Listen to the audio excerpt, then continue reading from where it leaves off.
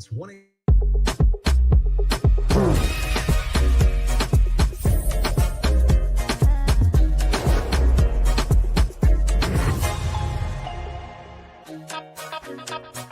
Glad to be Watch here party with you, with Sam Joy Wise Reid. Gamgee, There's here at the end Joy. of all things, you know. We're watching I and didn't we're do a having a hip-hop glass of thing. I wine. actually did a Lord of the Rings thing because it's, you know, I'm a nerd. Sorry. Respect. I like that. All right. Good. One love. See you later. Thank you so much, Ari. And happy Monday, everyone. And we begin tonight with what I think is the question. When you are in the midst of a crisis, and specifically a crisis of democracy, how do you resist? When fascism isn't just coming, it's already here. All right, Joy Reid. So what, if anything, can you do about it? Well, for one thing, you can try to learn from history, from what people in this situation in countries around the world and in America have done before. As my friend Rachel Maddow always says, history is here to help. America hasn't always been a free country for everyone, and we've had resistance movements from day one. From enslaved people fighting their captivity. Shout out to Harriet Tubman, who was a 92%er before 92%ing was cool. And even taking up arms during the Civil War, to the women's movement and the workers' rights movement and the Stonewall gay rights movement. They've all been versions of the fight to make this a free country for everyone and to have a true multiracial democracy. And that is history's most important lesson, right? That the most important thing, the first rule, is to fight back, to never stop resisting. Do not obey in advance, as Tim Snyder put it. Do not take the knee, to throw in a Game of Thrones reference. Even if it's scary or uncomfortable or inconvenient, just keep saying no, or finding creative ways to say no in small ways and large. Medgar Evers said, do not shop where they will not employ you. Dr. King championed the Montgomery bus boycotts to become the leader of the civil rights movement.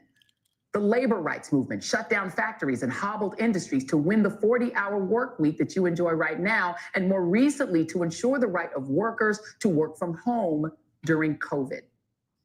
People have marched against the Vietnam War and the war in Iraq and against the decimation of Gaza using our tax dollars. You don't always win every battle, but the whole thing is about resisting. Last week, federal employees received an Orwellian email from the Office of Personnel Management, the government's HR department, following a tweet from their apparent real boss, the world's richest billionaire, Elon Musk, head of the fictional and Orwellian Department of Government Efficiency, stating that, consistent with President Trump's instructions, all federal employees will shortly receive an email requesting to understand what they got done last week. Failure to respond will be taken as a resignation. The email that followed literally had the same subject line, what did you do last week? And came from the Office of Personnel Management's new HR email address, but had no signature. Here's the full email. Please reply to this email with approximately 5 bullets of what you accomplished last week and CC your manager. Please do not send any classified information, links, or attachments. Deadline is this Monday at 11:59 p.m. EST. The Saturday email kicked off a flurry of, shall we say, varied responses from the various podcasters, reality show hosts, and semi-famous people who run the agencies in our trumped-out federal government. Some, including Kash Patel, who alarmingly enough runs the FBI, told their employees to hold off, given that, per his email, the FBI, through the Office of the Director, is in charge of all our review processes and will conduct reviews in accordance with FBI procedures. When and if further information is required, we will coordinate the responses. For now, please pause any responses. Others, like Robert F. Kennedy Jr., emailed his department that the OPM email was legitimate and instructed them to read and respond per the instructions by the Monday evening deadline. However, per Sam Stein of the Bulwark, one agency under HHS took the opposite stance. Matthew Memoli, the acting director of the National Institutes of Health, emailed his team to tell them to please hold on responding until is doing a regular show and incorporating Sam this Stein is into also her reporting show. that HHS is Right? backtracking Can you on make the some popcorn? Do you email mind? and saying not Tim's to going to respond. make some popcorn. Employees at the Department of Justice and Department of Defense are also being told not to respond. You can grab my thought your glasses HR department whenever you was come chaotic. back. In Thank you. short, nobody really knows what to do. Just the usual Trump world reality show chaos. And But this the is email her show presented every Americans night. with one of the other really So perfect good. responses to fascism: ridicule. Journalist Allison Gill from a Substack called The Breakdown posted some of the best fictional responses that appeared online in response to the question, what would you really like to say in your response? This is what Some people of the will best miss. This is her included, show every number night. one, And I kept love her refreshing email jumpsuit to that see if I says was the fired or readout. placed on administrative leave. Number two, tried to concentrate over the sound of colleagues cleaning out their desks. Number three, Really proud of accommodated her. the Are you guys request for proud of her? access to What do you classified think? data by big balls. Number four, had a scotch. Number five, researched countries I can relocate to. Another one said, drank an old fashioned. Number two, took a nap. Number three, delighted coworkers with sarcasm. Number four, I don't dropped know if a I could tray get of through this like she's chocolate-covered getting through pretzels this in the without being conference room emotional. I before really the town don't. hall. Number five, put Black History Month stickers on bulletin board and Hey, gave babe, out will you bring a emotional napkin support with dumpster that, fire. please? And last but not least, number one, executed Bossy. low productivity Bossy. tasking. Number two, identified opportunities to transition to high productivity tasking. Number three, developed a It plan takes a smart for person Doge to turn to her F off. farewell show Number four, into just a all the real teams show. meetings. Number and five, it's so responded to timely. meaningless emails about task execution. Classy. The point being, other than it being hilarious, that this regime that we find ourselves living under is producing massive chaos and trauma in the lives of federal workers and in the country. Just look at this latest round My of friend is protests texting me. Do at not Tesla text me during dealerships, Joy. at town halls. Look at America this. is We just talked resisting about in this. large ways and small. The Kennedy Center for the Performing Arts has seen a 50% drop in ticket sales. Drag queens are showing up to Stop protest texting me. outside. Watching America is saying no Joy. to Elon Musk running us. We do not want him in charge, period. And She's Donald right. Trump, the guy who handed his biggest donor the keys to the whole federal government for him to do whatever he pleases with it, is underwater in every single poll, from Gallup to the Washington Post to CNN to Reuters, you name it. Other than his MAGA cult, nobody wants this chaos and confusion. Right. And Wow, it look at also that raises the orange. question of what is the actual waste, What is fraud, it? and abuse that Elon and friends are Exactly. finding? So far, Where are their the claim receipts, of finding right? $55 billion Elimination. in savings is backed by exactly zero facts. While they're threatening the future of Medicaid and food stamps for millions of Americans and even Social Security payments.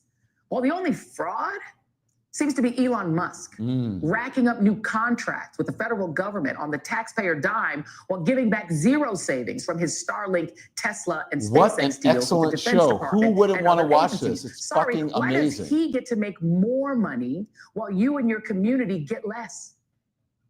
And the only abuse that we're seeing is against the very federal workers in all 50 states This is who are what they being didn't bullied want. by the Crazy. 19-year-old Doge kids and told to justify their jobs by a guy who spends all day literally tweeting and waving a chainsaw around while wearing sunglasses indoors. Is this the efficient government that you voted for? Wow. Really? She's going Because in. it all really just looks, to my mind, like a mess. Oof. And we're probably looking at a government shutdown next month since the completely incompetent Republican Party has no idea how to run the government. She's going to do so well in And what that independent tells media. you is that even when Republicans claim that Trump has a mandate or that he's doing what the American people voted for, they are We're lying. watching Joy Nobody Reid voted live. for this. She's This is doing a tremendous mess. job. And not even a normal mess. It's a Great fascistic show. mess. Who wouldn't want to watch And this? what you can do about it is what you're already doing. Just say no. Tonight on our final readout, we are going to talk about what people are actually doing. Told you guys to it was the resist final this one. and get some advice from Told some you of it our was the favorite final friends broadcast. on what more we can do. And that You conversation burn it? is next. Oh my gosh, you burned the popcorn. Hey, that was a great first block of Joy Reid. Tim burned the popcorn. What do you guys think? Let's go to the comments. Final readout. I told you guys it was going to be the final readout. So I'll turn the volume down because we're in a commercial. What do you guys think? I think it's an excellent show. I don't know who wouldn't want to watch this show. Thank you. Oh my gosh, you did burn that. Woo! What do you guys think of the show so far? Question mark. It was a great A block. Joy looks amazing. When I was diagnosed with HIV, I didn't know who I was. I am voice texting what I'm putting to you in the. No, you got it. It's like 2 minutes and some. So you have to wait. You want me to do it? All right. Also, we have a little red wine here. Don't tell anybody. You know what? I'm going to put one of these on the TikTok. Let's see if I can do that. So, guys, I think Joy has a really great show. I really, really do. I don't know why they're moving her. They could have made room for, a bunch of folks, and they just didn't. I don't know why they did this. Can you guys hear me? Oh, wait, I need the thumbnail for this. Nikki, you sent it, right? You sent the picture? Oh, here it is. Here it is. This is, I talked to, I got you, Nikki. I can hear you. What'd you say? I did send it, yes, but I can send it again if you need. Now I got it. Oh, it just showed up. So I'm gonna put it on the Tic Tac. And I voice text a lot. Do you guys voice text? You're not gonna miss a second of it. Oh my gosh, you just smell our apartment. Tim burned the popcorn. Joy Reid's farewell, comma, last show on MSNBC. What? Final show on MSNBC. Oh, final show on MSNBC. Okay, coming at you live right now, Tic Tac. I don't know where I'm going to put it. There we go. Maybe I can put it right here. Let's see. I don't want to mess anything up. Ah. Okay. How's that, guys? Hopefully they can see both of us. It's a little bit out of the way. I have a makeshift stand because I'm using my other thing. Okay, that's good. All right. So my producers are telling me. Is it still a commercial? Yeah. What are your predictions for what she'll say during her final block? I think that she's going to say during her final block that it's been a pleasure, and she'll talk about where you can find her, and that she's going to continue to speak truth to power, as she should. And I think she's going to be classy. You may see some of her friends in the studio. I know for a fact that she had friends who were there helping her pack up her office, keeping her straight and together today. And one of them was actually Tiffany Cross, who's one of her pals and was also fired from MSNBC. Boy, it's been interesting. A lot of purging of Black voices. Yeah. It's so interesting. Isn't it interesting though, when you watch legacy media, you have to like sit through these ads? I love that we don't have to do that anymore. I love that I don't have to rush to the commercial break or sit through an ad. You nailed it. What are you going to do with the burnt stuff? Is there anything in there we can give to the dog? Not the burnt ones, but they love popcorn. You know that. Clean your camera lens. Which one? Oh, let's see. Are you sure it's the camera lens? Okay, I'll clean that one. I'm going to clean this one. Is that better, guys? Okay. Thank you. Popcorn. You didn't miss anything. It's perfect popcorn break. We're going to start with breaking news on Capitol Hill. Mounting questions over I'm glad you guys are all here supporting Joy. It's amazing. Can you see Tim? TikTok, can you guys see Tim? Tim, where are you? Yeah, TikTok. I wonder if I can. I don't have to. You don't? I'm going to put it like this. Okay, here it is. Let's go back. Let's bring in my fabulous panel. Ruth Ben-Ghiat, history professor at New York got a University, panel on the show. MSNBC legal analyst and former federal prosecutor Paul Butler. Ben Rhodes, MSNBC political analyst and former deputy national security advisor to President Obama, and former White House senior director and State Department senior advisor Nair Hawk. Thank you all for being here. Let me get the folks who are not in the advantage of being able to hang out with us. I'm going to go to you first, Ruth. Give me an assessment from your expert point of view of the resistance that we're seeing in the country to all of the Doge, Elon Musk, Trump chaos. Yeah, so as we know, we don't have a big generalized nonviolent mass protest, but we have righteous indignation breaking out spontaneously all over the nation. And Joy, I really believe that there's a reckoning that's going to come. Because what's happening now at the hands of literally the world's richest man, who has taken control of our government and is using it to enrich himself and investigating. He's, destroying agencies that have been investigating his companies.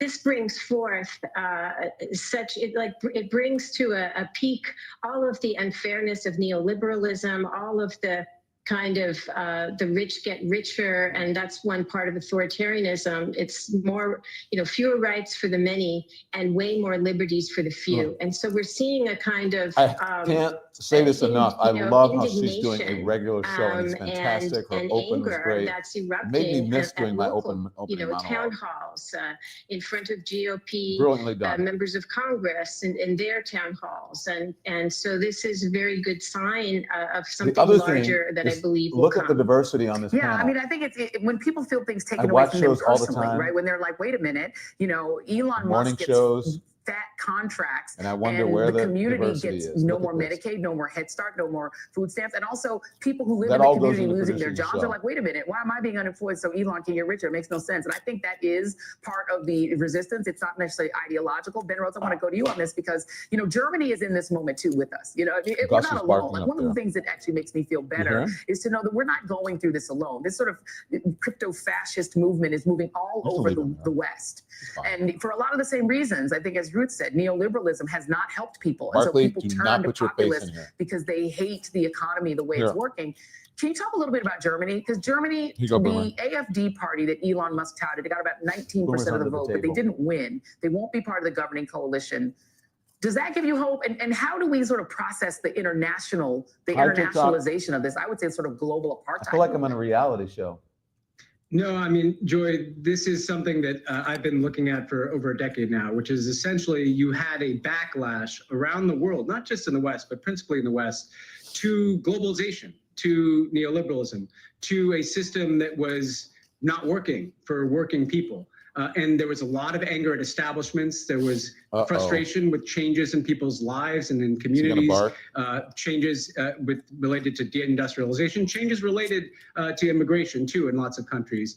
And that anger was captured by the right. Gus, you got to eat the You could have popcorn. a You can't populist drop of it the so left, a Barkley kind of gets it. economic backlash to that, or you could have a kind of identity politics of the right that could capture that. And what's happened over the last decade is in part because of real He's gonna work, bark. including coordination across borders. It's Give that to not a Boomer. coincidence that Elon Musk was backing the AfD. You've had this ecosystem on the right that has built up A over a really decade, great, and that has it's a captured beautifully power in a lot of produced places. show, I have to say. What's She looks interesting about fantastic. Germany, where you never like to see the far right get a foothold, and where we And should smart be very panelists. mindful that the vice president of the United States of America flew to Germany Uh-oh. on the eve of their election. Camera person's not refused to doing a meet with good the job leader of though, that right there. country, and Yeah. endorsed the AfD, a party that has neo-Nazi roots in Germany, right? Huh? But what happened there is because they have a multi-party Yeah, system, the two the on the AfD right are in the captured studio 20% of the together. vote, around a fifth Different of cameras. the vote. And that's not enough to get them over the hurdle into The other two power. are at home, like In our this folks figure country, out. the Republican Party is basically the COVID made AfD. room for this. The Republican Party got captured by that far right core that was represented by Donald Trump. I think the good news is this has shocked people awake around the world. I was just in Germany. I was there in Munich when J.D. Vance gave that speech. People are awake to the danger of losing their countries to the far right. Thus far, governing elites, the people largely in the center, have not figured out what to do about that. But I Right. think what we need to see in this country and in Germany is a kind of organic Go bottom-up YouTube. resistance and a Just regeneration gonna of do institutions like the Democratic Party or like the Social Democrats in Germany. This It's is gonna not do going to be social. the party leaders in the establishment that figure out what comes next. It's going to have to be the rest of us. It's going to have to be civil society. It's going to have to be people out in communities. And you are beginning to see that even in this country, Jim is the chef for the manifesting around the popcorn. country at town halls or in federal workers who are being laid off, or Hi, people Boomer. who are just Boomer. realizing that Come here. Donald Trump won on a populism that he does not intend to govern on. Yeah, I mean, he clearly does not care about the price of groceries and the price of rent. He doesn't care about that. He cares about selling merch and hanging around billionaires and renaming bodies of water he has no right to rename. I mean, he doesn't care about any of the people that voted for him. I don't know what he has to do to make y'all see that, but he doesn't. Now, some of the things that Elon Musk is doing, and it is notable to me that the people leading this movement are largely South African, white South Africans, people who had a fascist government that they grew up under in I South keep thinking Africa, Joy which is was in the apartheid 30 Rock. government. She's And not. they are She's in taking DC and in the DC exporting their bureau. politics here. Peter Thiel, Elon Musk. There's Yeah, a bunch of she's there's like a based little in clack of them, Washington. and they have Donald Trump, right? And this but I want to talk to you about the destruction of the State Department and U.S. aid, and how interestingly enough, Can you believe Tiffany It Cross is- is there? radiating potential poverty into the American I don't know heartland, if they can right? hear you. Because Do I think people are it with her turns now? out a Yeah, lot I of think that people are in aid the goes to studio. I know they American are. farmers. not only does it go to American farmers, but it is what has, it's the type of aid that has sustained America's industry and dominance in the world. And it's only been a penny on a dollar of the U.S. budget. Like, it is such a fraction of a penny What? if the U.S. budget was an entire You don't dollar. need to keep eating Yet the it popcorn? says something that Are you guys the eating world's richest popcorn? man is targeting that, right? Humanitarian aid, things that support massive U.S. industries, helping humanitarian and poor people around the world. The richest man in the world wants to target that before he tackles the bloated military budget that even Eisenhower warned us about. I mean, it just goes to this broader idea that many in this clique of South Africans, they believe in a CEO monarch. They think democracy is broken. The idea that people have power sharing agreements, people of all colors, shapes, and Michael sizes, Cohen is completely wants me against to their be own on his show philosophy. tomorrow. I mean, these guys, these dudes came up with privilege and daddy's money. Yeah. And it does not I work don't for know. them in this society to see that other people have Sometime access or before equal 3 access p.m. to that. So they champion this idea of a CEO monarch. They have Donald Trump in there, who's willing then to cede power. Yeah. Let's see And what they the have a comments are Congress saying. that has also ceded its power. Looking at the comments. Yeah, Oh, and we let have me great just bring you in engagement. here, Make sure you guys hit the thumbs up, what please. What's happened now? Can I just show this? Wine and In Idaho, popcorn, protesters yes. are getting dragged Eating out of popcorn a too, that's town hall. great. There's a Republican town hall. Can y'all just see this? You're starting to see, and you know, We you showed and I this did a today lot on of our work show. Saturday Look, guys, We covered look. a lot of the We way that showed Black people are this. treated. We're now seeing these odd. Oh my gosh, I did that. I'm sorry. Do not get mad at me. What did I do? Forgive me. Forgive me. Forgive me. Let's go back to. Oh no. Sorry. My fault. Or we're going to have Don't to get remove mad. you and a 19-year-old Senate. Can you talk about the sort of legal recourse and fight that? Sure. So I became a lawyer inspired by heroes like Thurgood Marshall and Constance Baker Motley, who the last time there was a constitutional crisis when Southern states just weren't going to follow Brown versus Board, Yeah, they said that's why you they had have the to, Lincoln and they Memorial made behind them. And so now we have judges who are stepping up. There are 20 different I'm lawsuits sorry, already guys. generated by Trump 2.0. A judge has Did I told screw Trump up? that you I cannot apologize. freeze money that Congress has allocated for foreign aid. So you got to release the money But that seriously, I want was you to hit going the thumbs up. to Oh help my God, I save totally screwed people's up. lives. You guys The are mad at problem me is now. the Trump administration You have every has right not to be. responded. They're Right. literally ignoring that order. There's going to be a Are court we gonna have hearing dinner, even though we this have week. popcorn? Well, we'll see whether the constitutional crisis is happening right now. Yeah, here's There is a- we're gonna, you know, a constitutional crisis is already happening. We want to hear what you have to say. You should go live right away on social somewhere, This. digital. Don't go anywhere. Ruth, Paul, Ben, and Naira are sticking with us, and Naira is actually going to finish her thought on the other side of the break. Joy, you're getting through this. I'm going to text her. What did I say to her, guys? Discover the Ozempic Trizone. What did I say to Joy? I know I told you guys it was going to be our last show. You guys didn't know. Hey Siri, text Joy Reid. Oh no, I'm going to send it to our group text. I'm not going to tell you what the name of that one is. Let's text her. What do you guys think? How's she doing? I think she feels pretty good, and I think she has to feel pretty good. Hi, fam. Period. Joy, you are killing it. We're watching you. I'm live on my YouTube show and on TikTok, and your show is flawless. Your open was fantastic. You look great. We're very proud of you, and we love you. And you should know what she's doing next. We want to know what you're doing next, and you should come. Everybody's saying you should come on live right after this on my show. So I'll send you a link. Period. Love you. Okay. That went to our, we have a little group chat. I shouldn't tell them. No, not to tell. The group chat with. Oh, the chat you're on 24/7?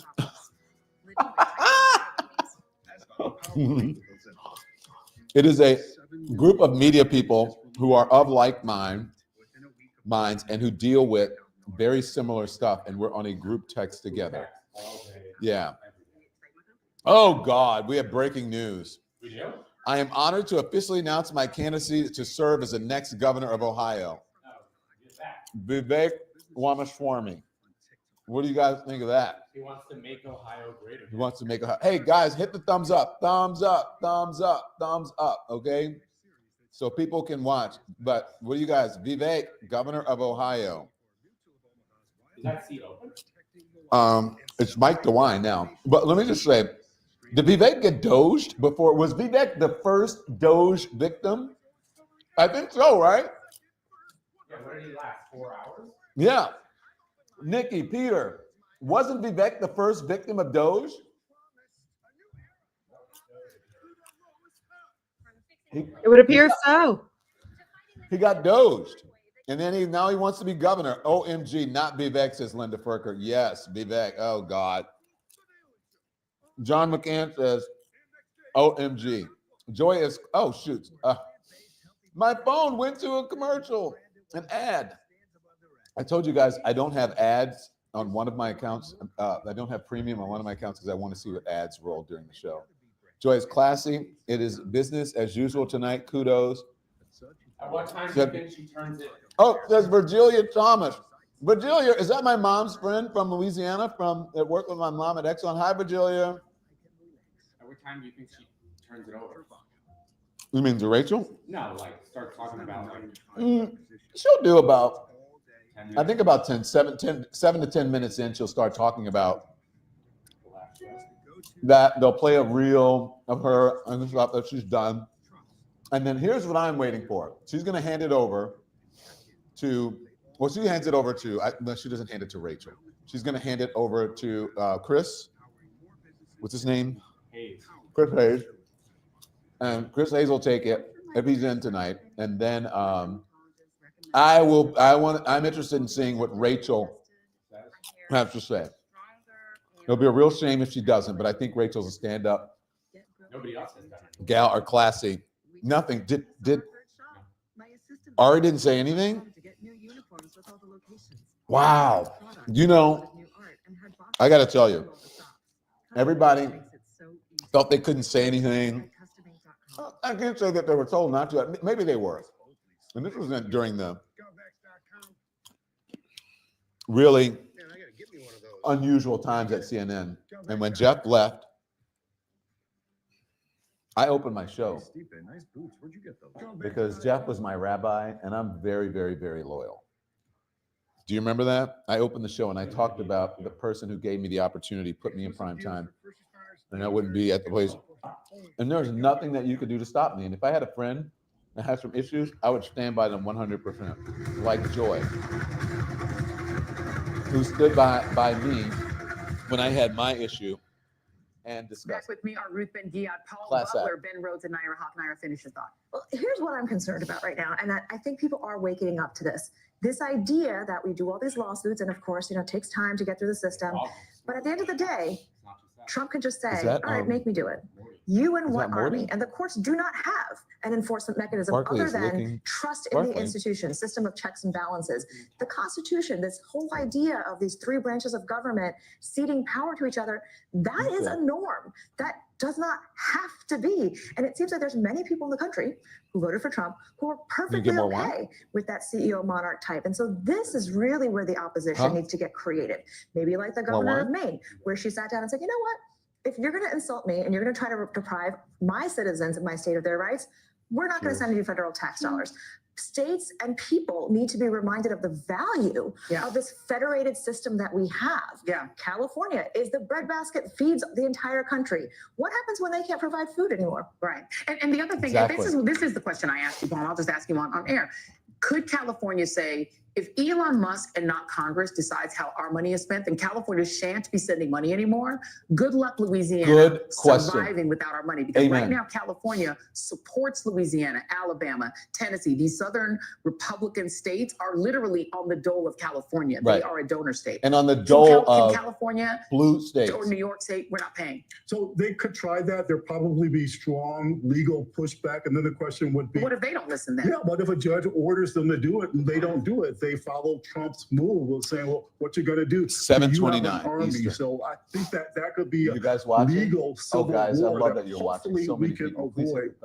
Joy, I got good news about who someone wants me to crip walk. Can lead the resistance, because I was thinking about when the earlier movements that you talked about, the civil rights movement, Stonewall for LGBT rights, the people who led those movements were Black women, right? So we know the leaders were people like Thurgood Marshall, Martin Luther King, Medgar Evers. You wrote a whole talk about the role of Murley and other I don't know Black if you guys women. And so we realize look historically this. about how They're being Black very people smart. have had to save this country's soul time and time again. Black women have been the leaders, and that's I why wanna your voice is so important. Quickly say this though, Yes. that as But a non-Black they are- person at the table, people like me got to not rely on Black women to do the work for them. They are did their job. putting it Yeah, in did their job there. this last The time. message let me is get Ruth in here clear. on this because the They're Black getting women the are message leading in the there movement right now without against being Target. Target is over- like, suffering economically because they beating said we're over not the going to head shop with it. there. If you're not going to I do love DEI, Ruth you don't and need DEI, our by the way. DEI dollars, so goodbye. And She's the so one you with the are glasses seeing at these the sort of top. micro resistance movements that are against specific companies and saying we're going to choose She's Costco instead. brilliant. Does that work on a bigger scale if it's individual attacks on individual corporate entities? Can that metastasize, to Paul's point, into a bigger movement? It can, and economic boycotts have been, they've been very effective at certain times and places. A very interesting one is still going on in Myanmar after the military coup. And the resistance that's developed, it's now developed into an armed resistance that's one of the most successful in the world. Many people expect the junta, the military junta, to fall if China doesn't help them. But at the very beginning, they started, and this was youth doing this, young people. They started an economic boycott, and they Do you hear that, young people? developed apps. Do you hear that, people? You have to be told willing people in real time to which businesses were sacrifice colluding something. with the military junta, and it was incredibly effective. And these kind of, for Right? this generation of resistors, this kind of It's your invention girl, just speeds Roopsis. It's across right. borders, Sending a right? message loud and clear. Do you want to So go there's get a lot pizza of after this? You want to innovation go to going River on Restaurant? with economic boycotts via apps and things like that. Yeah, and Oh, Ben, Nicole we Luongo. saw I didn't think Poland about that. Some people emerge don't have from cable, a so you sort get of to watch. I'm near glad we autocrat, can sort of provide the semi-autocratic service. government. It took them 8 years, but I wonder if you see a country in the world that Michelle is Joyner, similar thank you enough for to making us people that hit we the could thumbs sort of up. see an archetype for how we might What be able to microwave extract popcorn is ourselves from best? this We mess. have two. We did Skinny Pop yes tonight. and no. I mean, there have been a But you know what's variety really of good? European countries like Actually, Poland, Wegmans popcorn is very and good. smaller I think it's ones better. too. That's just Like I have Wegmans? friends Yeah, who've it's good. fought back autocracy in places like Slovenia. But we have that have Skinny kind of Pop in stared there. over the abyss of autocracy, Butter. kind of pulled Wegmans. back. What they did in those countries is they built Big Tent coalitions, right? So they said, look, from the left to the center, there's stuff we don't agree about, but essentially this is existential for our country. And so we're going to put ourselves under one big umbrella and we're going to prioritize democracy. Frankly, that's kind of what failed for us in the last election. I think what we have to realize is that we're weird. distinct from You guys those tell me what countries you and from a think. lot of countries around the world, precisely because I what we've like been the people talking at about. home better Because than the we are people in so the big studio. and so diverse. We're It seems multiracial. We're more multi-ethnic. real, more We're 50 comfortable, states in more a federated authentic. system. And so in some ways, Am I that wrong? gives us What do you more guys think? tools to fight back. But I think what's missing, Joy, Yeah, it's is beautiful. it can't And just look be an at it. I think it's antiseptic great. democracy that's institutions. It has Yeah. to be something moral. It has to, the kind of thing that gets people in the streets. The kind trolls of are things that busy, child. mobilize things Yo, like fuck the the civil rights trolls. Don't movement worry about was the a kind of trolls. moral cause. And I think Right. we've lost we're gonna that go in our get pizza politics. later, We didn't Lisa have that Cohen. in the last election. It's why, by the way, Hit I the thumbs up, appreciate guys. Joy Reid's voice so much. Okay, here we it's go. because we need people that are willing to fight for things, even some things that aren't popular. You know, it's not just about finding the best poll-tested language. It's about showing that you care about something, I love and you're him willing to stand for up this. for it, and that you're willing to fight for it. And frankly, we have the perfect antagonist right now. Elon Musk, you're right, this kind of South African oligarch, and Donald Trump, this guy who's enriching himself while they loot the government in front of everybody's eyes. This is not a hard target in terms of an opposition that is clearly not on the side of most people in this country. I think what is needed is, yes, the tactics that we've been talking about, yes, the big coalitions we've been talking about, but they kind of return to a sense of who are we as a country? What do we stand for? What do we want our identity to be, not as just white Americans or other ethnicity groups, but what do we want to be as Americans? And I think that's been missing a bit over the last decade in terms of the people standing for democracy. These aren't just institutions of government. This is who we want to be as Americans. And I think the time is ripe for people to start to make an argument that is very different from Donald Trump's, but also different from the kind of antiseptic, almost academic defenses of democracy that we've been making in the Trump years. That is so smart. And I mean, Paul, it's kind of similar to Yes, but I mean, the she can. reality It's her is name. when you say we have to fight for our democracy, nobody knows what that means. Most people do not know what that means. They don't sit around with a textbook figuring it out. But people, you know, people understand Elon Musk paying himself and the hood not getting any money. Exactly right. And that's what's happening. He's literally, people were angry that Ukraine was getting money that they translated in their mind to money that's not going to the hood. You know who's taking money from the hood? Elon Musk. Exactly right. It's a simple argument, and maybe somebody should make it. That's right. When you call Social Security, you have to wait 8 hours on the phone. When your check from IRS is late because they don't have enough workers, who do you blame? Good. Don't blame H&R Block because H&R Block tried. I need a government that's going to do things for me and That's not right. to me. There you go. Amen. Ruth Smash the Bengia, hearts, Paul Butler, TikTok. Ben Rhodes, Naira Rahab. Brilliant panel. Thank you all very much. We'll be right back with more of the readout. Ben Rhodes is the man for what he's doing. So good. Ben Rhodes is the man. Hey guys, make sure you hit the thumbs up. Make sure you hit the like. And if you're on TikTok, smash the hearts. But Ben Rhodes got it in there. He says that people have to be willing to say things, to stand up for what's right, even when it's against the narrative. And guess what? He's probably, they may be, MSNBC may be mad at him and may not invite him on for a while. Who knows? But he did our girl, Joy Reid, right. Don't you think? Yeah. What's interesting is that not everybody's afforded this opportunity. I'm so glad that she was afforded this opportunity. Who didn't get it? I didn't get it. Oh, yeah. I didn't get this opportunity to do this. They were afraid. So that's all right. Here we are, having our wine on my channel where I own everything. And I get to talk as much shit as I want. Am I right? Am I right? Hi, Barkley. Hi, Barkley. Hi, Boomer. Hi, Boomy. Boomer's over there chilling by the fireplace. Barkley's right here laying up under us as usual. And then where's Guts? Upstairs. We call him Gus. So his name is Gus. Gus. But we had a friend who was a driver when I was at CNN. And what was his name? Valentin. And Valentin was from the Dominican Republic. And he could never, every time we told him the name is Gus, he called him Guts. G-U-T-S. G-U-T-S. And so that's what we call Gus now. We're like, where's Guts? Because Valentin, how long do we have him for? 3-4 years, maybe longer?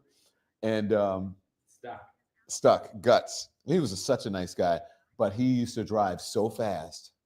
Like he would do like 90 and 100. It was really, we were like, oh my gosh, this is when we lived in Long Island and he would drive us every night crazy. Valentin, Guts. So many new members tonight. Do we have do we really? Yeah. Let's see. Hi, new members. Let's see. Oh, wow. Look at you guys. Hit the thumbs up. Hit the likes. Thank you. This is your time, everyone, to support independent media. If you're on TikTok, smash the hearts. Hey, Nikki, are we on all platforms? Are we on Yes, we are. We're on Facebook and Instagram. Is this going to go to Spotify or or iHeart or any of that stuff or no? Yeah. It is. Okay. We can. Okay. Hi, Barkley. Hi, Boomer. Hi, Boomer.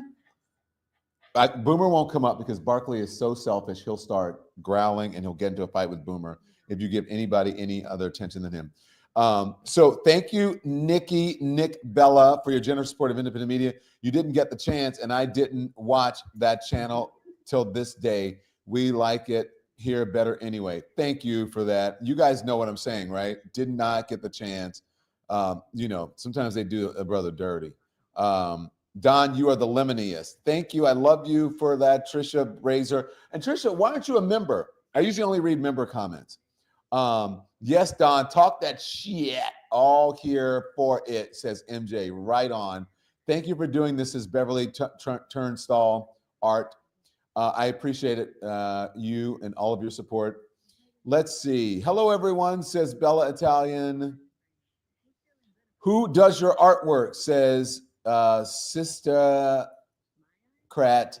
Let's talk common sense. Okay, hold on, I'll tell you. So it depends on what you want. So, so this one is an African-American artist right here, and it's Umar Rashid, and Umar Rashid is Frohawk Two Feathers. You can look him up. Look up Frohawk Two Feathers. He is on Instagram, and this kind of reminded me of like a felt painting from the 70s. Very, very, very amazing artist. This one right here is MSNBC people, they can come on your show? Yeah, they can come on. And then this is Geneva Ellis, and I think this one was an amazing purchase that I had no idea. Somebody advised me And I think this one will be in a museum. I think one day they will ask me to loan it. Okay, here's Joy. Let's go back.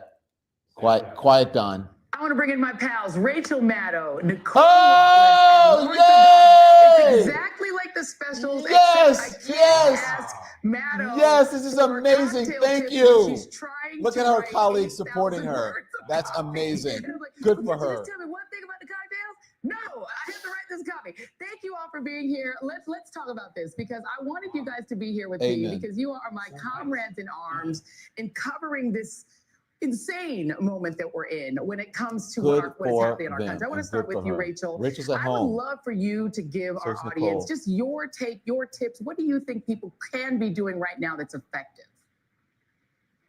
Well, first I want to say that I love you, Joy, and that I am bereft that the Reid Out is ending. I just can't even, I sort of can't get beyond that. So I want to say that, but that is also part of Fucking class right what here, I everybody. think I have to say to the country about this moment, which is find people who you respect and trust and love and make This is a common cause classy with moment them from Rachel and Maddow, help, Nicole help Wallace, yourself by learning from and them Lawrence O'Donnell. and help This is them how by your standing colleagues up should for treat them. you when you And leave. I think we have tried to do that. And I think that in That's how it's important done. ways we have failed, but I think Fucking it's A. still the right thing to Go, try Joy. to do. Rachel, And so you're a whether that class means, joining something locally or whether that means making some sort of more unofficial common cause with the people in your life who you respect and who you think are people you can depend on, like I feel about you, you gotta join forces.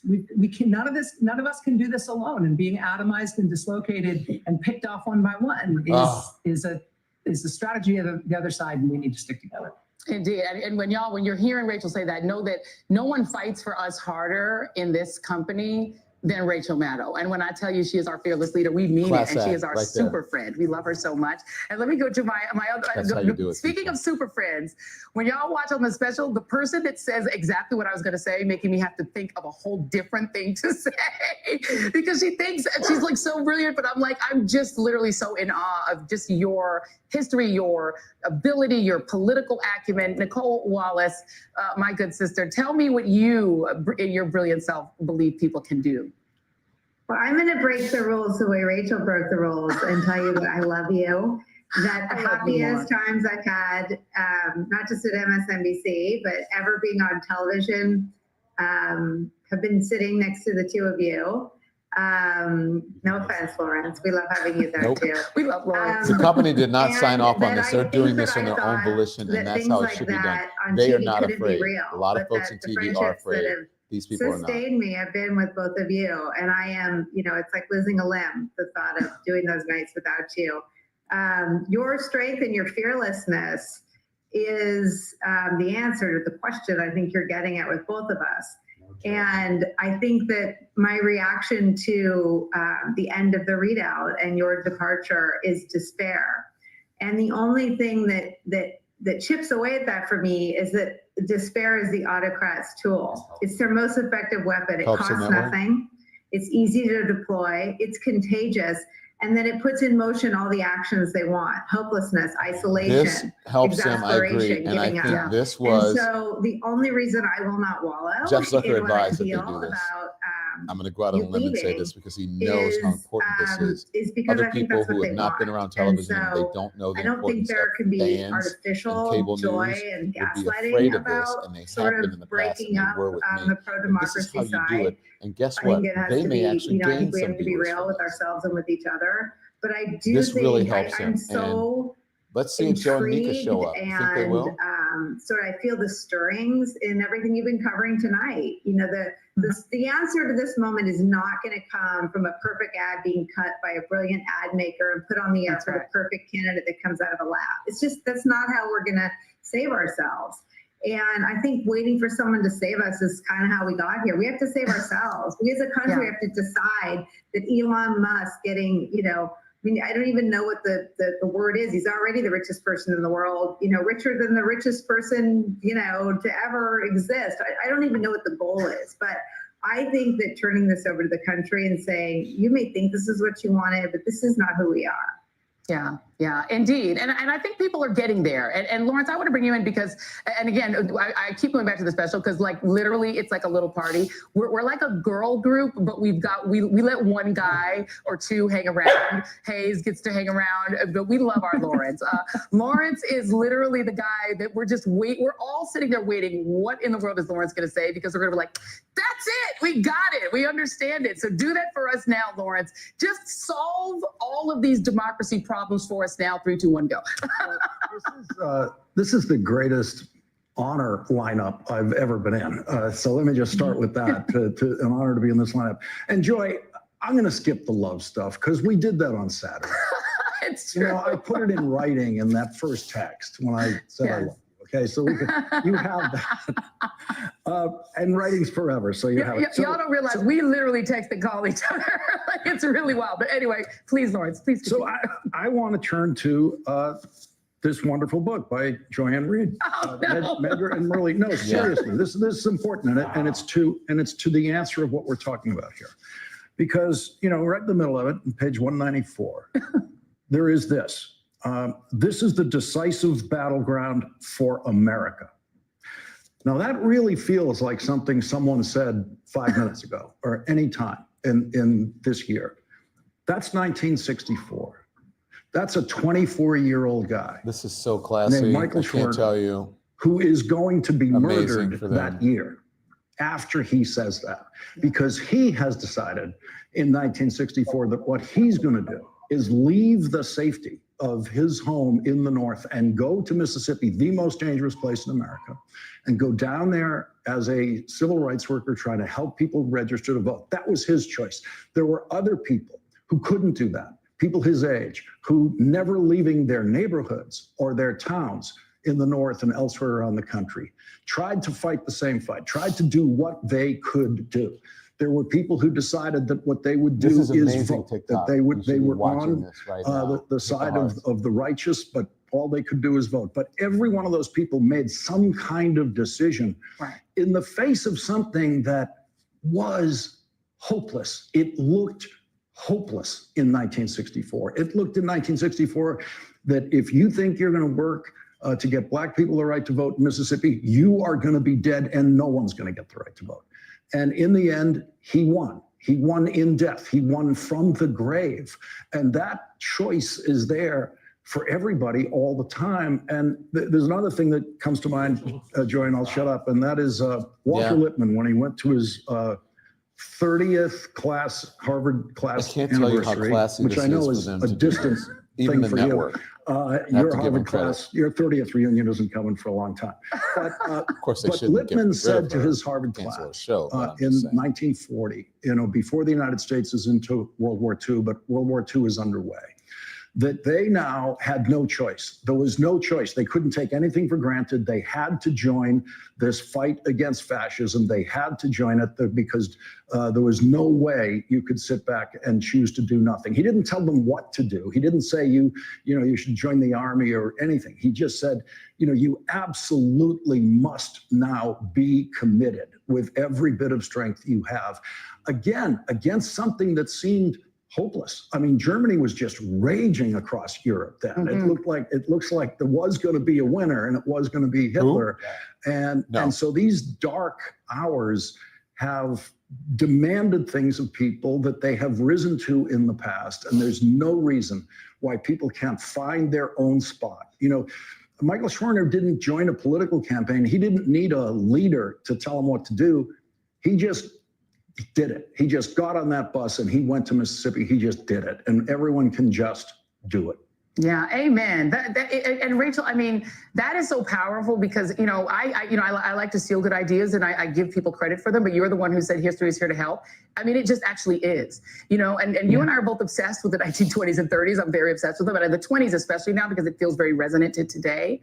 But I think part of the thing of history is it kind of makes people feel a little dejected because we keep repeating it. And so I think the question is, what is the thing that puts a pin in history so that we don't? So I wonder how we use that history, that brilliant history we just heard from Lawrence, but not let that make us feel like, what's the point? Because we're just going to do it again. Well, it cuts both ways, right? Because the severity of what our predecessors have been up against in the past can be disheartening, because you can think like, why does this stuff keep coming back? Why do we never defeat these things? But the other way to look at it is to think, wow, our predecessors have a lot to teach us about how to defeat these things, about how to defeat, one of the things that you and I have talked about a lot in the past year or two, Joy, is the way that we defeated the fascist movement here in the United States that wanted us not only not to join World War II, but if we were going to join on the side of the Nazis.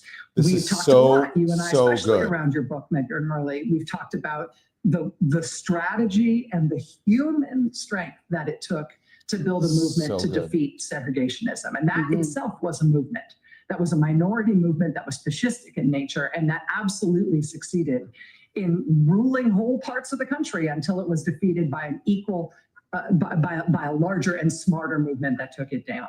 The people who went before us in this country, who have defeated forces that were a lot more impressive than what we're up against right now, have stories to tell us about what to do. And that's why you are interested in history. That's why we've all been covering so much history on all of our shows. It's not just because the bad guys recur, it's because the good guys, who are never as famous as the bad guys.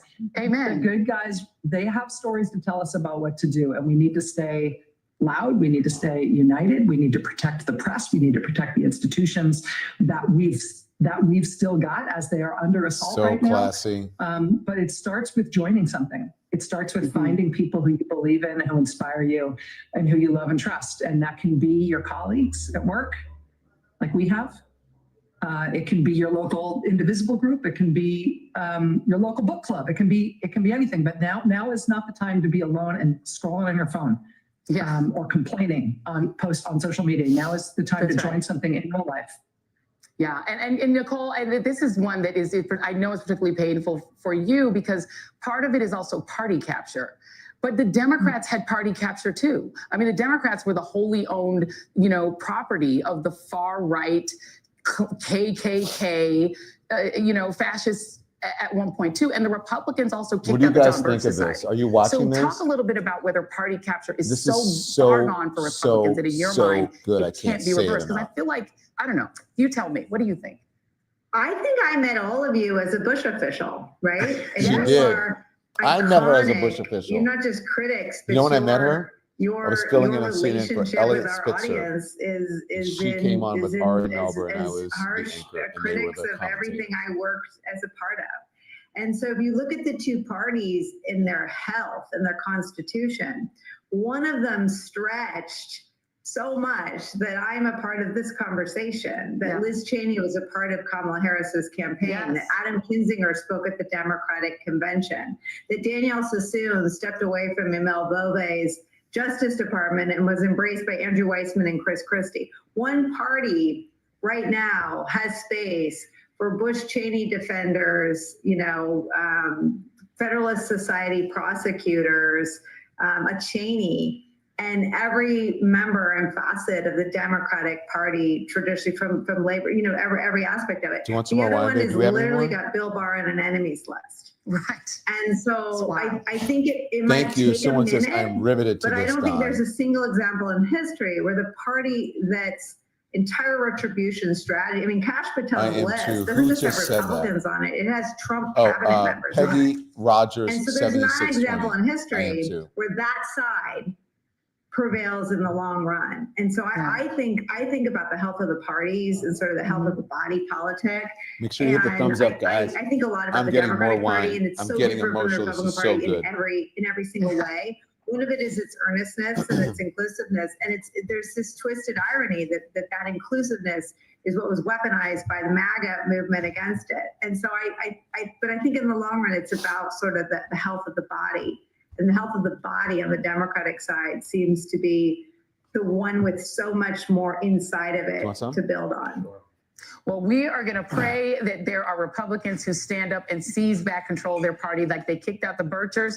You can kick out MAGA too, y'all, if you want. Look, my daddy was a Republican, so like he would be rolling. He's rolling in his grave now, but like that, I'm so they can glad come back to that. Like Steele's Republican, they're Republicans. They can pull it back, y'all. Come on, fight for your party. My were friends. Republicans Rachel when it was Maddow, good. Nicole Wallace, Lawrence O'Donnell. I could not respect or love people more than I love you all. And one of the great things about MSNBC is that it's actually genuine. Like, we actually all really dig each other. And we think that each other are great, and we talk and we share and we learn from each other. And I've learned so much from you. I love you guys. Thank you. Joy. Thank you for everything you've taught us, Joy. Thank you very much. Thank you. I love y'all. Thank you. I got a lot more to learn from you. I'm planning on haunting you for the rest of your days, Joy Reid. I'm obsessed with ghosts. It's very convenient. Hi, Barkley. Keep haunting. Bye. Oh, how classy was that? Come on, guys. How amazing was that? Don't you think? So amazing. Hi, Barkley. How are you? How are you doing? How is my baby boy? Did you have enough popcorn in your little belly? So I am so moved. I'm so overwhelmed by that. I think it was fantastic. What did you guys think of that, Nikki and Peter? Can you hear me, Don? Yeah. Yeah, we can hear you. I thought it was unbelievable. You know, some of the veteran lemon heads will know how I have worked for a couple of folks who, through various means, some more recently than others actually, were laid off by MSNBC, and they were not given the same dignity that that Joy's gotten tonight. And I'm just so glad.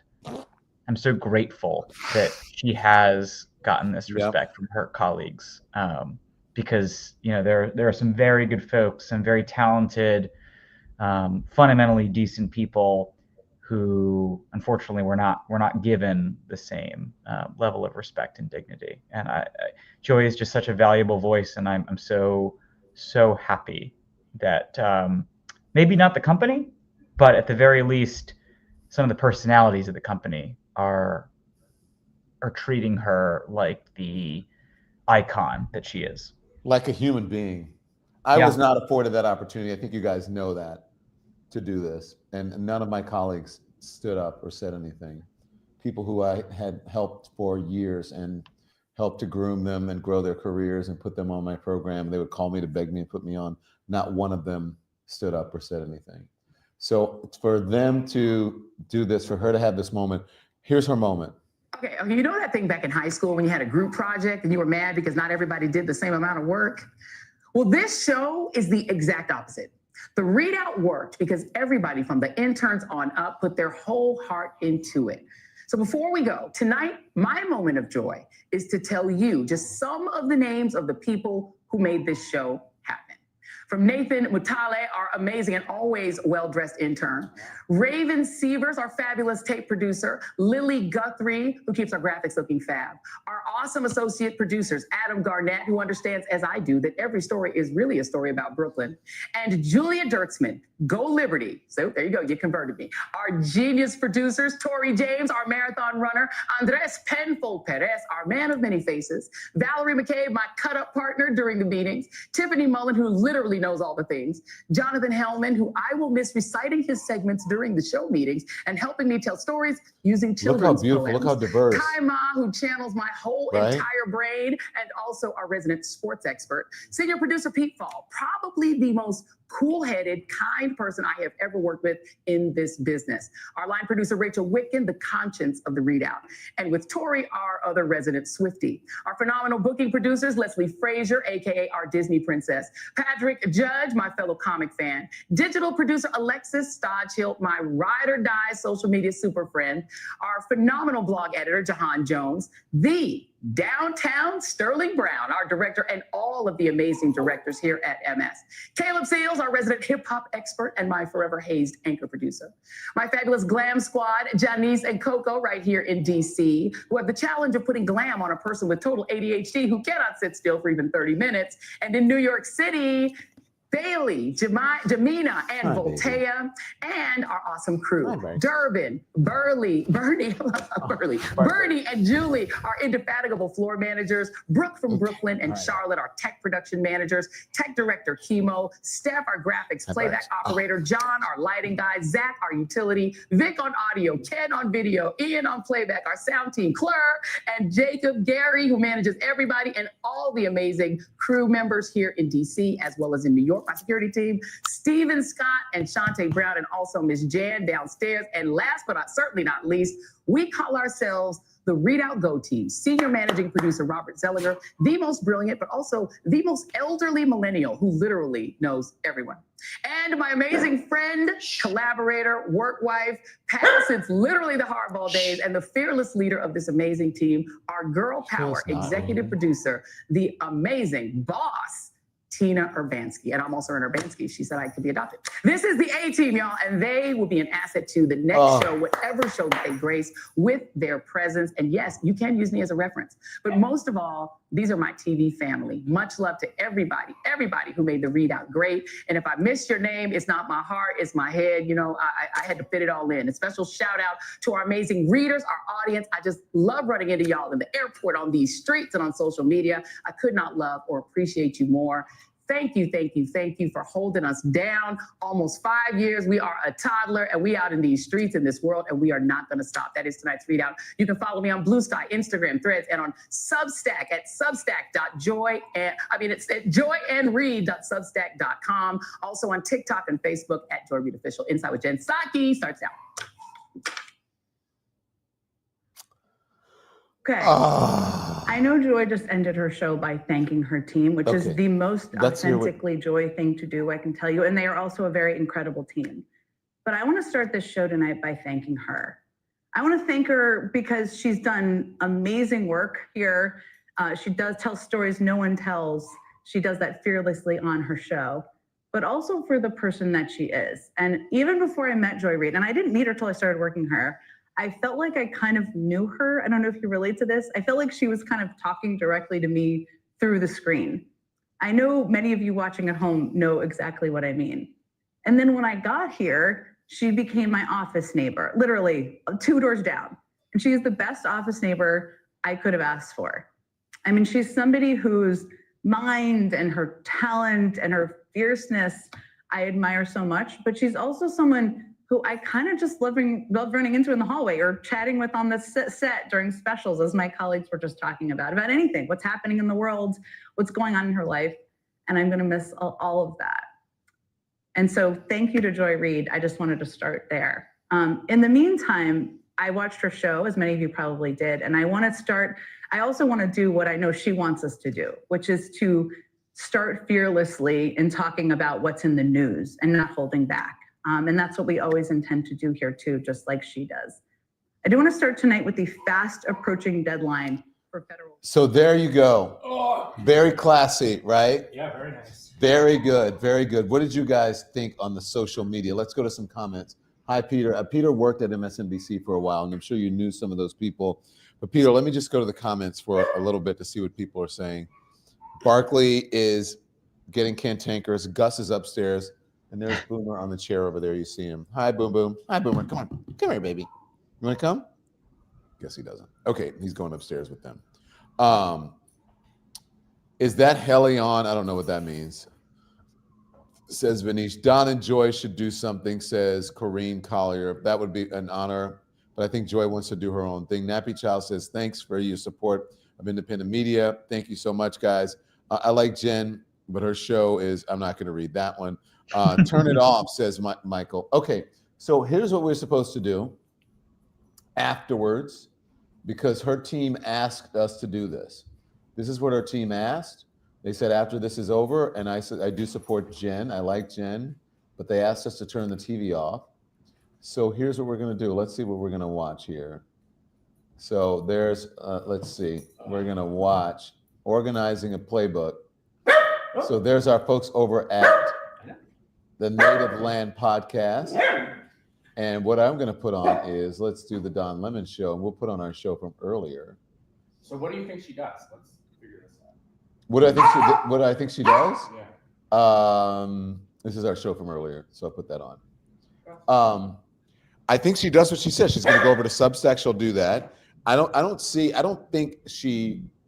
Who wants a network job now? Unless you're gonna get the Rachel Maddow treatment, or you're gonna get a giant salary, which is very rare now. It doesn't happen. The people that they have on now are not making the kind of money that we made when we were there. And when I was there, when Joy's there, they're just not paying people that anymore because the business model is crumbling, and it's diminishing. And unless you get something like that, if you're lucky, maybe possibly she will.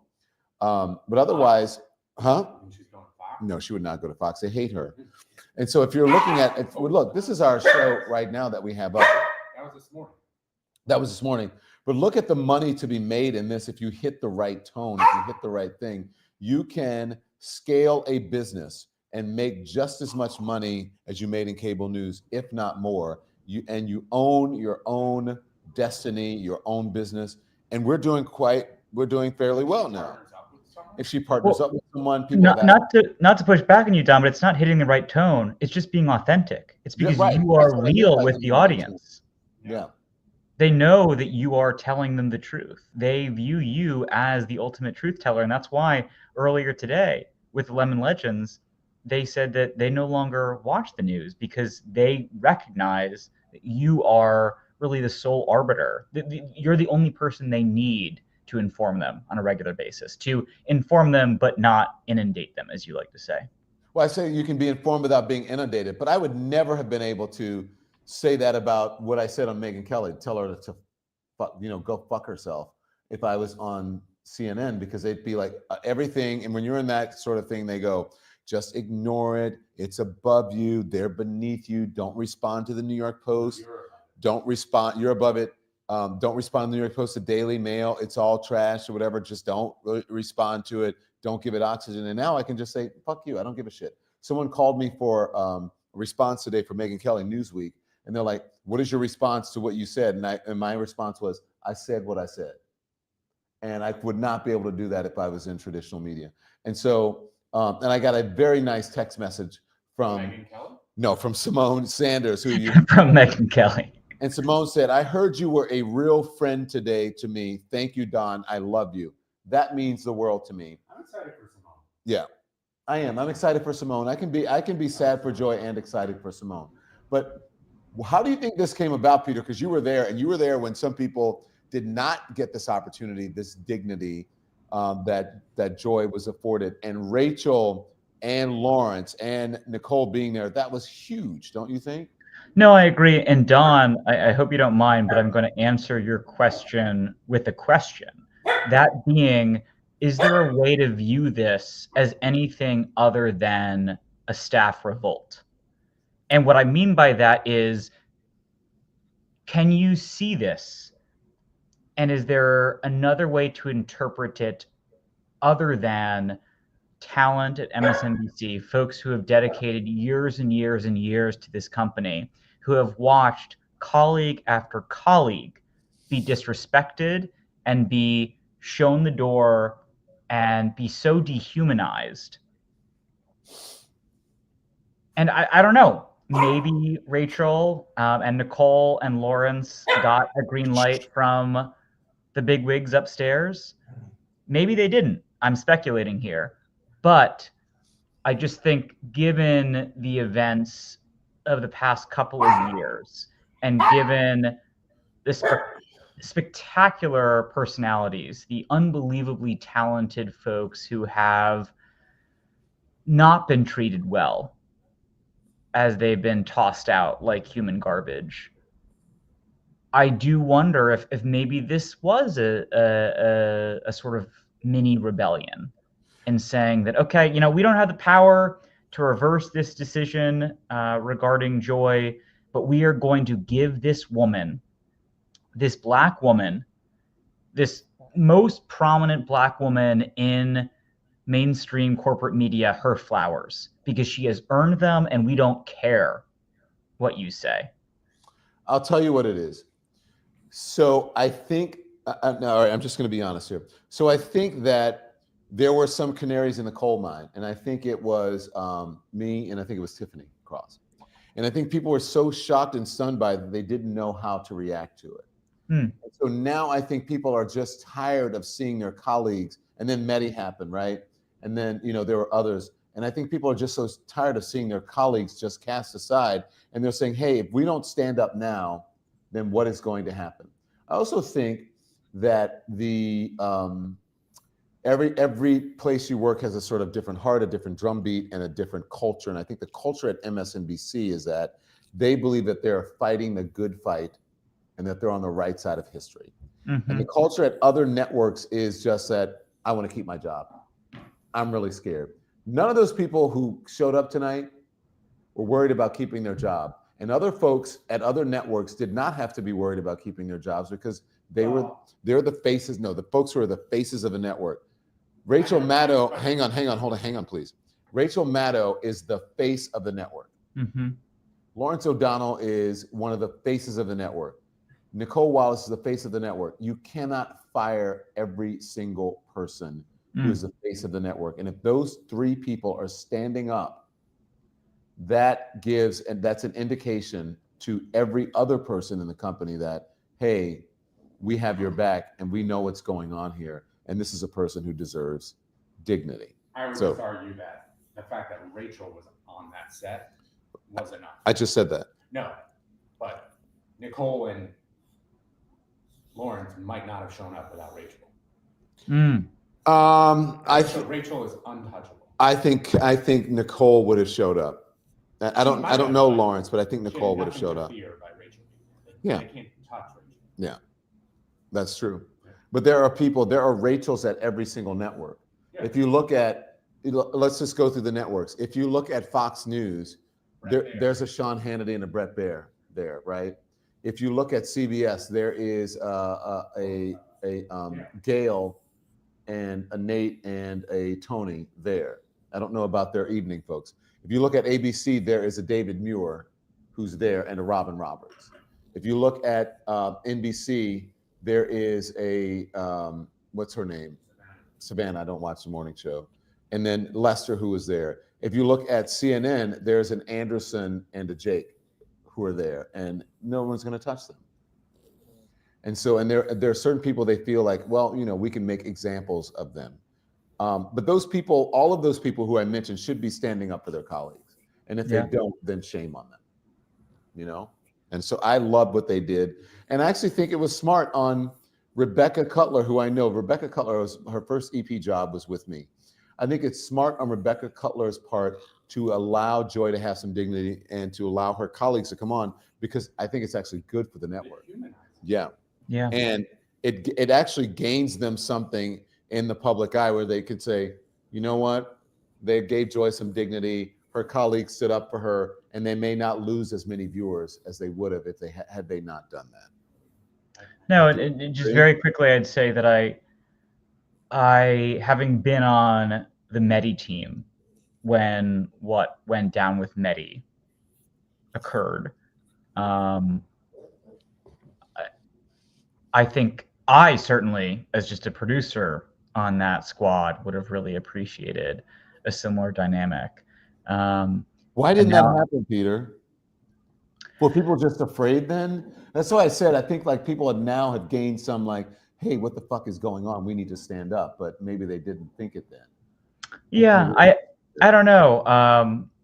I've spoken to, I was chatting with you and Oliver Darcy last night, Don. What I said is in the months to follow, I spoke with some friends of friends, and some folks who I didn't even know at the company. And I think folks were quite paralyzed at the moment. There was a complete disconnect between the actual working class, so to speak, at MSNBC, and then the bigwigs at the network who had different things in mind from the folks who were actually reporting on certain stories and who were interviewing certain guests.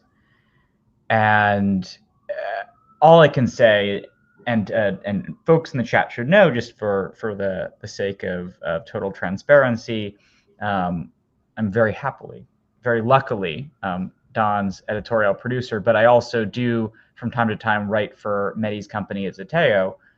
I don't think Mehdi was treated well.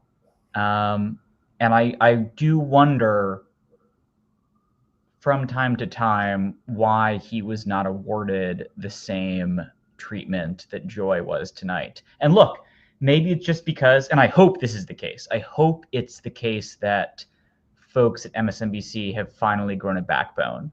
And they have realized that, no, we're not going to allow. And they could be next. Exactly. We're not going to allow the folks who have dedicated so much time, so much effort, so much spirit to this company to be disrespected in such a way. And so we're going to speak out now. But yes, I was quite alarmed by Mehdi's treatment. And again, I'll put my cards on the table. I consider him a friend and a mentor. And likewise, Eamon, who today I believe will be staying at MSNBC, but his show was canceled. Again, another friend and mentor. And you don't see necessarily the same treatment that Joy got. And again, that's not, I don't want folks to get it twisted. That's not to denigrate Joy. Joy deserved everything she got this evening and more. All I mean to say is that folks should #stay woke. They should be aware of what's happening right now. And the fact that the big wigs at MSNBC are doing a reorganization that is not necessarily, I would argue, uplifting progressive voices, Black voices, brown voices, Asian voices. Look at the folks who had their shows canceled today. Yeah. There wasn't a white person in the bunch. I think you're right. Jen Psaki was promoted. Jen Psaki was promoted, but and I love Jen. I love Jen Psaki. But look, it was Katie Fang. The people whose shows were affected were Katie Fang, Jonathan Capehart, Eamon Mujahideen, Joy Reid. Who else? I said Katie Fang. Who else? There was someone. There were other people, but those are the people who were Joy, Jonathan, Katie, Eamon. I think those are the main four. People who had sort of disrupted and Arab man, Asian woman, Black woman, and Black man. Yeah. And let's just be honest. You talked about Eamon. A lot of them had a very strong and different stance on what's happening in Gaza and Israel. Mm-hmm. And they spoke out about it. Do you think that plays into this? I don't know. It did for Mehdi. Did it for Mehdi? I don't know, but I think it's a reasonable position to say yes. We can get into it in another show, Don, but there are some facts on the table that suggest that some of Mehdi's interviews, some of Mehdi's questions with certain Israeli officials, some of Mehdi's commentaries may have led to what happened. Do I know that for a fact? Of course not. But what I can speak to is that he is unbelievably brilliant. He is one of the most, or rather was one of the most brilliant broadcasters at the network. He was bringing in phenomenal views. He was expanding MSNBC's viewer demographic, actually bringing in young folks, which very few other anchors are able to do, have been able to do. And yet he was let go. And I do question why that happened. And then you couple that with the news of the day, with the departure of Joy, with the departure of Eamon, both of whom were not necessarily as aggressive as Mehdi was in pondering certain narratives and questioning. Joy was pretty aggressive, though. Joy was absolutely. No, I can speak to the fact that while I was working at the network, Joy would from time to time deliver certain monologues, would say certain things, and things would be tense within 30 Rock. There would be a chill in the air because folks would say, so-and-so was called into so-and-so's office to have a conversation about what was said last night. Oh, I've been there. Well, I've only been there once. And then I was gone 4 days later. It was after Vivek. I've never been called in the office. The entire time Jeff was there, never. Unless, he would say, don't do this or blah, blah, blah, blah, blah, but never like called to the principal's office. But yeah, never. Jeff. So do you think she takes time off? Us what to say. Or you think she wakes up and she's doing this? Oh no, Joy's going to work. Joy's a workhorse. But I will say, also Alex Wagner, who's Burmese. And her mom is from Burmese. And she's getting totally shafted by this. And she's she's leaving the network, right? I mean, was that clear tonight? Joy, yes, Joy is. Joy's leaving, she's leaving the network. Yeah, but Alex Wagner got disrupted as well. John, can I say one quick thing? Yeah. When I was an intern at CBS News, so this was before Alex Wagner joined MSNBC. I think she was still just a correspondent, a contributing reporter for CBS. I want to say this was in the circus. Yes, it must have been when she was in the circus. Yeah. I was an intern on a shoot she did in rural Pennsylvania, talking to Trump voters. And like, I'm this sweaty, weird college kid who's just trying to do his best and whatnot. She could not have been more kind. Not only did she give me advice, not only did she give me props for the things I did right, not only did she, corral me and try and correct me in the ways that I made mistakes, but she followed up with me. She sent me texts, she sent me emails, she stayed in touch with me. Alex is just such a class act, and it's another example of a person who is not being treated well by that network. Well, what more is there to say? I think we're going to go get some dinner. Tomorrow's another day. We have so many people watching, guys. Thank you so much. And I love that we just sort of sat here. Don't you love, Peter, that we can do, this is our channel, we can do what we want. If I want to have a karaoke, if I want to have a watch party, like we did hard news twice today, and then now we're like... We need to discuss, are we going to do a birthday party? For who, me? Yeah. Oh, Jesus. My birthday's what, Friday or Saturday? Saturday. Saturday.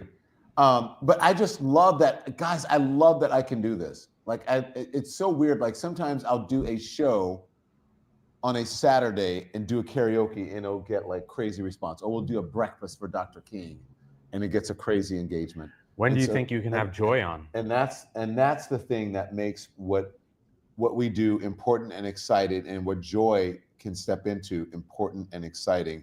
And she may not feel that way, but then I think she'll realize it coming up. When can we have Joy on? Yeah. I don't know if we'll see. Look, let me tell you about these things. People say, let me just be as transparent as possible. When you work for these networks, you have contracts and you have non-competes. Mm-hmm. And so if you're my contract, I have a long contract I'm still under contract at CNN. And so there are certain things that I cannot do. And I don't know about Joy's contract, how long it is and what the parameters of her contract. And when people say, oh my gosh, Don, you haven't found a job and whatever, and I can't do it. And so not that I'm looking for a job in like linear or mainstream media, but you can't do it if you're still under contract unless you want to deal with something in the courts or forego whatever salary that it is that they're paying you. Do you know what I mean? Mm-hmm. So I don't know what Joy can and cannot do. And so maybe she can do digital, maybe she can do a Substack because they won't see it as direct competition. But if she goes on, she probably cannot take a job for a while on another cable network or another broadcast network or even do certain types of digital stuff because they'll view it as direct competition, and she'll be in breach of contract. I mean, she could be, depending on what her contract is. And so most of the time, many times people speak out of the side of their mouth, the side of their neck, and they don't know what the fuck they're talking about why haven't you gotten a job? Well, you don't know. You have no idea what it is. And even people, not just in television, there are people who do certain jobs, maybe in finance, maybe in PR, maybe in whatever. Agents have non-competes where you cannot go and work for the competition at all until a certain amount of time. And so I don't know what Joy's, what the stipulations are of her contract, but I think she mentioned where you can find her, and I think that's where she's going to be right now until she's absolutely 100% a free agent, because I believe that she was extended for a year, her contract. And so was Steph Rule. And so I think that whatever the terms of her contract is for a year from now, she will be free and clear and she can do whatever she wants. That's what I think. I'm just speculating. Don, can I ask you one question before we call it? So Joy, as we've discussed tonight, has been one of the most bold, one of the most courageous voices in progressive media in calling out the Trump administration and calling out the MAGA movement and whatnot. However, I don't want to say that, and I don't want that to be received as me saying there aren't other voices at MSNBC, like, say, Chris Hayes, like, say, Lawrence O'Donnell, who have not been almost equally, if not equally aggressive in calling out the MAGA movement and Trump. And so my question to you is, why do you think, and granted, this is a leading question, why do you think that Joy is faced with the situation she is, and folks who I love and respect? I deeply love and respect Chris Hayes. I deeply love and respect Lawrence O'Donnell. Is there something there?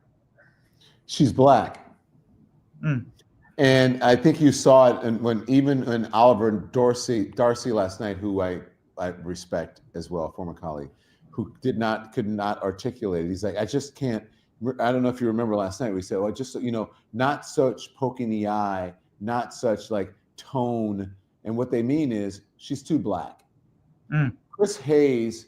There were people on CNN who were way more aggressive in their criticism of Trump and other things than I was, but I'm Black. There are people on MSNBC who are way more critical of the administration, but they do it in a way that's not Black. She's Black. They don't like it. She stands up. Also, she does stand up for Gaza, which I think is okay. You can be pro-Gaza and not be anti-Israel. And so I think people may have thought that her being pro-Gaza meant that she was being anti-Israel. And that it doesn't mean that you are, because you're pro-Gaza, it doesn't mean that you are anti-Semitic. And I think that certain people are not used to, I think white people in general are not used to being uncomfortable in conversations. They are so used to being comfortable and having the preeminent voice and just being sort of there. That is where the standard for society is set, sort of the comfortability of certain groups of people. And if someone makes you uncomfortable, you take it personally. And I think that because of Joy, the way she looks, who she is, that she is outspoken, she does not sanitize it in a way that makes it palatable for certain people. She just says it like it is, which is what I do. Chris Hayes is a different thing. He's a white man. Nicole Wallace is a white woman. She's also a Republican or a former Republican. And Rachel Maddow is untouchable.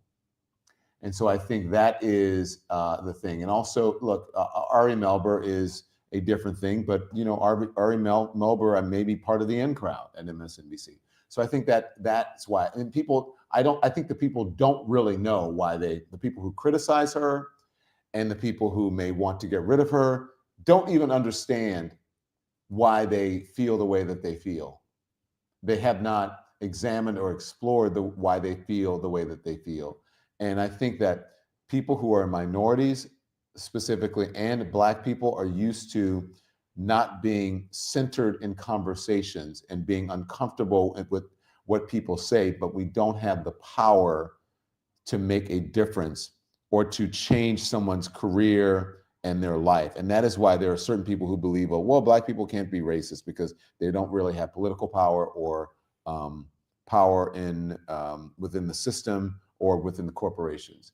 And some of that is true. You can be racist personally, but as far as being able to make a difference and change someone's life in a way that affects their livelihood, not many people of color have the ability to be able to do that, but there are a lot of people in media and in other businesses who do, and they have not examined their own bias.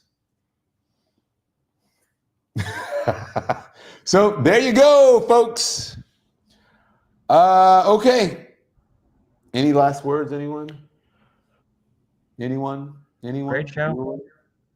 Thank you. I'm so glad that I could be here doing this, and I'm so glad that we have such support. So make sure all of you guys, I hope you enjoyed the conversations. Make sure you like. So many new members. Up, and all the new members. Oh, Andy, say more. Do we have figures on that?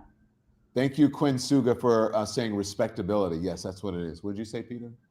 I was just asking Andy if we can get figures on how many new members we got. Because, guys, you don't know what you're missing out. You need to join the Lemon Nation. You do. It's amazing. The memberships are extremely reasonable. You know, join in any way you can. And I don't know. Speaking for myself, being able to join the show from time to time is pretty goddamn awesome. So become a lemon legend, excuse me, and you can join the show. And think about it. Look, I think we started this. The Majority Report has been doing live. They go live for like once a day for like 2 hours, and they have a different business model than we have. Mm-hmm. But when I first started this and I started pitching the Don Lemon Show, people were like, no, we don't do video. We don't do live. We're just about audio. And then a year later, they're like, can you come to our conference? We want to do live. We want to do video. And I'm like, oh, I know who you're talking about. I know lots of people you're talking about. And so now I think we are, we are the pioneers because we're live twice a day. And it's like real, just live. It doesn't have to be perfect. We don't care that, if all the graphics are there or the sound bites. And that's what we want. I don't want it to be slick and perfect. I thought Joy's show, if I was doing a cable news show, I loved it when it was perfectly done and everything was just, all the sound bites ran and the lighting was great and that's all good. But the authenticity that you get from this is just real, and I think people relate to it. So you're right, Peter. They're missing out if you don't become a member of our show and you don't sign up and subscribe and you don't watch our lives and the other content that we have. We're also adding some new people that I'm going to announce soon to our network. On that note, sorry, Don, I know this is annoying, but please, Lemon Nation, watch Tara Setmeyer. She just had a piece we put out on Thursday. Yes, Thursday of last week. It's a phenomenal piece talking about Curtis Yarvin and sort of the long-standing plot to turn the executive branch into a tyrannical, king-like structure. And then also, please watch Monique. She just put out a piece on Friday.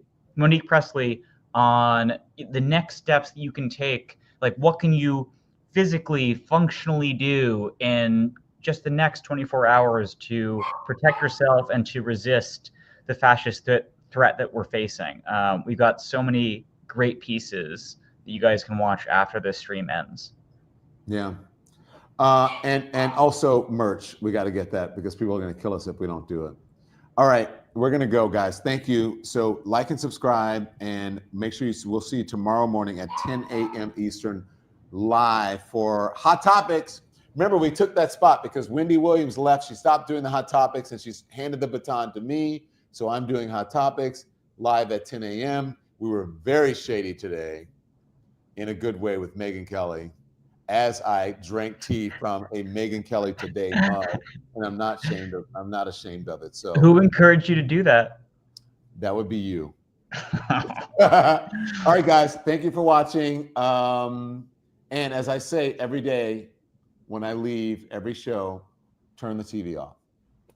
Thanks everyone for watching. Your support means the world to us. So make sure you hit the like button and you subscribe to our channel to make sure that you never ever miss a video. We're live every day, 10 a.m. Eastern time. We drop even more content at 2 p.m. Eastern and 5 p.m. Eastern. And if you want more Don Lemon Show content, we'd love for you to become a member of the Lemon community, where you will receive access to special community posts. You'll get exclusive content and members-only live shows. So head over to our channel page or click the join button on this video. Again, thank you for watching. We appreciate your love and your support, and we will see you next.